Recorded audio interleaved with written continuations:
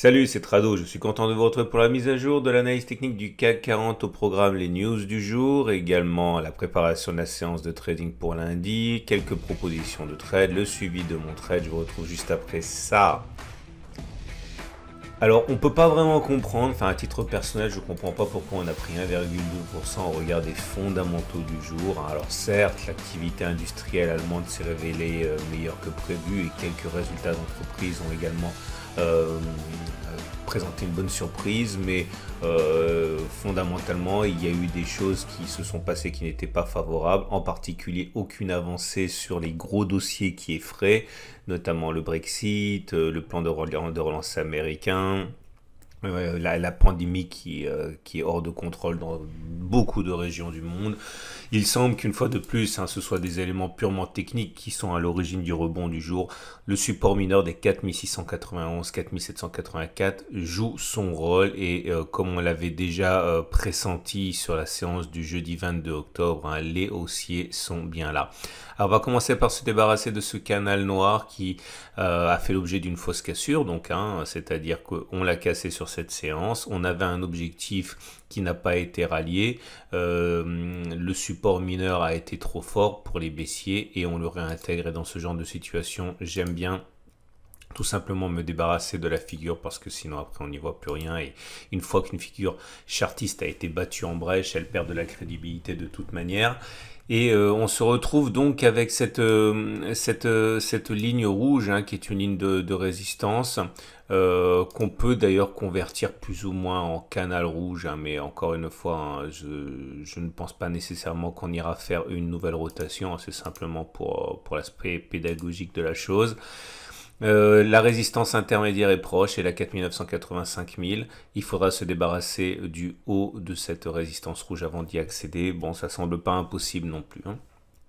J'aimerais maintenant qu'on revienne sur le chandelier justement en question qui nous a alerté. C'était jeudi, la longue mèche basse montre la chasse aux bonnes affaires et le chandelier de vendredi est également favorable en ce sens qu'il termine dans le tiers haussier.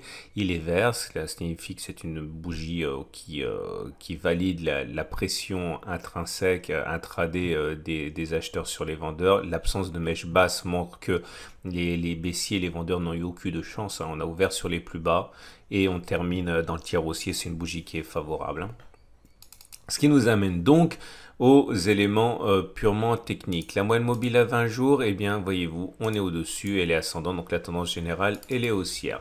La moyenne mobile à 7 jours, on est au-dessus, mais elle est descendante, donc la tendance de court terme est neutre. La moyenne mobile à 50 jours pour la tendance de fond est neutre également, puisque bon, on peut chipoter et voir une pente baissière, mais c'est globalement plat. Donc on va dire c'est neutre avec un petit avantage ballottage favorable au baissier.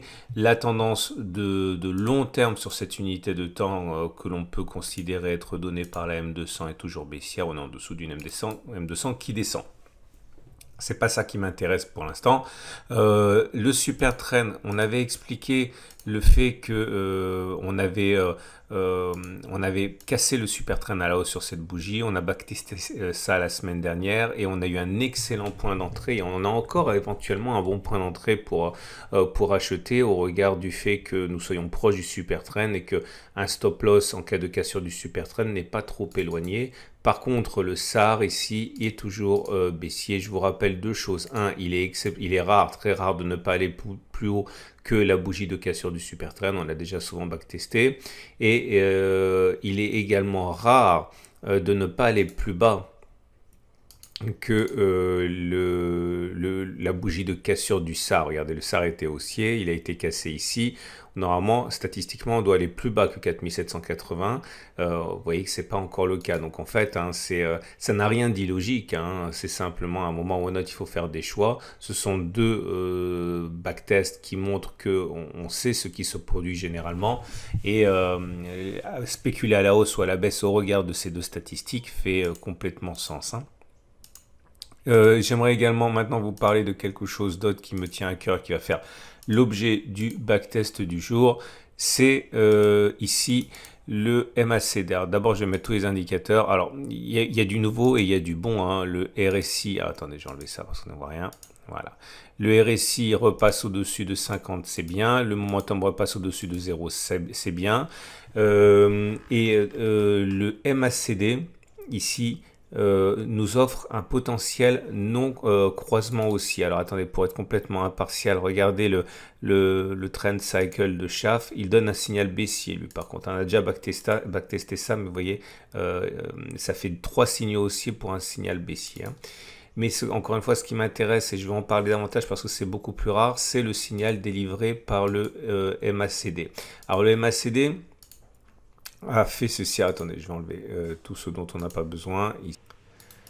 Le MACD a fait cela. Il a baissé en direction de son signal pour finalement, au lieu de le croiser, repartir vers le nord. Alors, je veux backtester ça parce que c'est un de mes signaux préférés avec vous. Alors attention, dans ce backtest qui n'a aucune validité scientifique parce qu'il n'y a que 20 occurrences, j'ai exigé dans ce backtest qu'il y ait au moins 2 séances de baisse du MACD en direction du signal, ok, avant de remonter. Autrement dit, ça c'est pas bon parce qu'il y a une seule séance de baisse. Ça non plus, c'est pas bon parce qu'il y a une seule séance de baisse. Ça c'est pas bon parce qu'on a croisé le signal.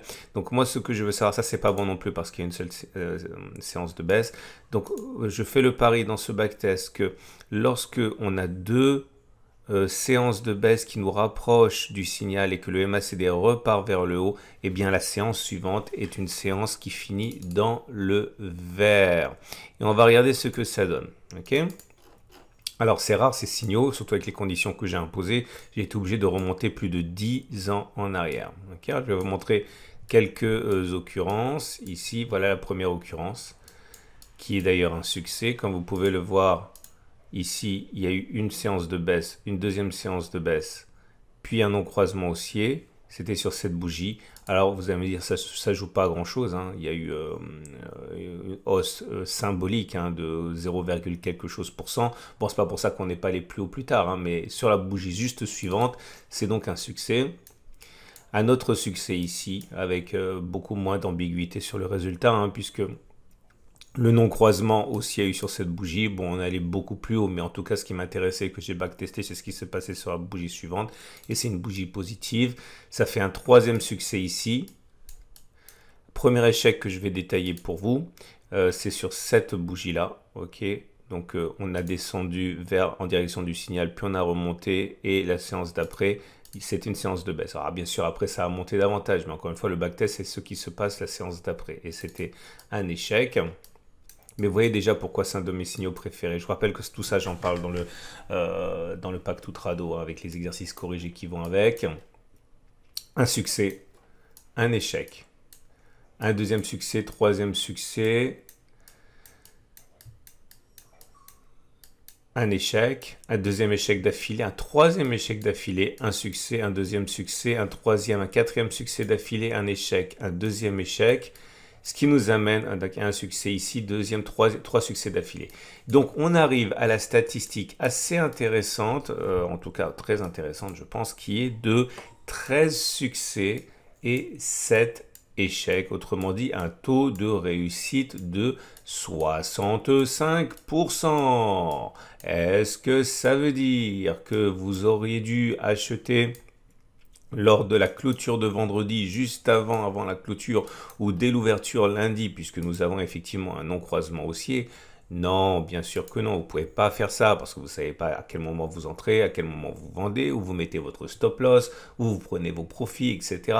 Mais ce qui est certain, c'est que statistiquement, en tant qu'analyste technique, la séance de lundi devrait être une séance où on clôturera plus haut davantage que plus bas que 4909,64. Ce qui nous amène donc en toute logique à l'Ichimoku. Et l'Ichimoku nous dit toujours que c'est neutre. Il n'y a absolument rien à se mettre sous la dent. Attendez, je vais enlever. Je vais cacher les objets. Voilà. Le truc, c'est que la SSB est complètement plate, le nuage il est horizontal, donc c'est neutre. Les cours sont au-dessus de la Tenkan et de la Kijun, mais celles-ci descendent. Bon, bref, certes, vous voyez, l'idée c'est que quand on est débutant, on pense qu'il faut être sous le nuage pour que ce soit baissier. Non, c'est faux. Il faut aussi que la Kinspan soit en dessous du nuage. Quand on est intermédiaire, on pense que quand les deux sont en dessous du nuage, c'est baissier. Non, ça suffit pas. Ok, il faut également que vous ayez un nuage qui soit descendant. Vous voyez, tous ces pièges qui guettent les débutants, qui font des raccourcis un petit peu dangereux. Et là, le fait qu'on remonte est quelque chose qui n'est pas surprenant en tant que tel. Hein. Ce qui nous amène donc au trade du jour. Et c'est parti pour les trades du jour. Alors, j'ai oublié de le dire, hein. Moi je suis toujours en position, je suis rentré, je ne me rappelle plus maintenant, oui, je suis rentré ici, je sais même plus, tout ça, ça figure sur mon site, hein, et comme je passe plein de trades par jour, je ne me souviens plus toujours, mais enfin bon, bref, j'ai mon stop qui est à 4650, je suis à peu près rentré, je crois, ici. Mais encore une fois, allez sur mon site pour savoir exactement le point d'entrée. Hein. Et donc, je suis en positif et je ne prends pas de bénéfices partiels, je ne le fais pas. Ce qui nous amène donc au trade possible, disais-je. Donc, si vous êtes haussier, eh bien, vous pouvez, par exemple, spéculer sur ce qu'on a dit précédemment, à savoir le fait qu'on a un non-croisement haussier. Alors, vous pouvez, par exemple, envisager que... on va monter jusqu'à la prochaine résistance, comme dans du beurre, 1,06%, 1%.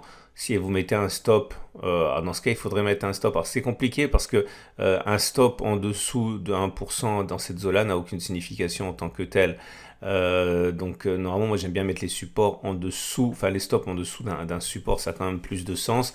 Donc, vous pouvez quand même viser les 0,9% et mettre un stop à 0,9% en dessous en imaginant qu'on sera porté par l'impulsion haussière, mais c'est un trade dangereux encore une fois parce que le stop est complètement arbitraire, il n'est pas sous un support, donc il ne sera pas forcément défendu. Sinon, autre solution, naturellement, vous attendez que l'on descende. Si on descend et vous pariez à la hausse dans l'espoir que, voilà, si vous mettez un stop sous le précédent support à 1,6%, il faut viser au moins 1,6%. Voilà, un retour sur l'oblique rouge vous donne un ratio gain-risque qui est suffisant. Maintenant, si vous voulez spéculer à la baisse, là, de plus en plus, vous avez des conditions favorables, hein, puisque vous vous rapprochez de deux barrières. Là. Donc, si vous attendez que ça monte un petit peu, vous mettez un stop au-dessus des deux résistances à 2%, vous visez un retour sur les plus bas. Voilà, ça fait 2,7%, 2,8%, ça fait quasiment du 1,5 pour 1. C'est complètement acceptable. Je pense qu'on a fait le tour. Je vous invite à regarder à la fin de cette vidéo, eh bien, si vous le désirez, l'analyse technique de l'or et de l'argent, et également l'analyse technique de moyen terme. Je vous dis donc à demain pour la mise à jour.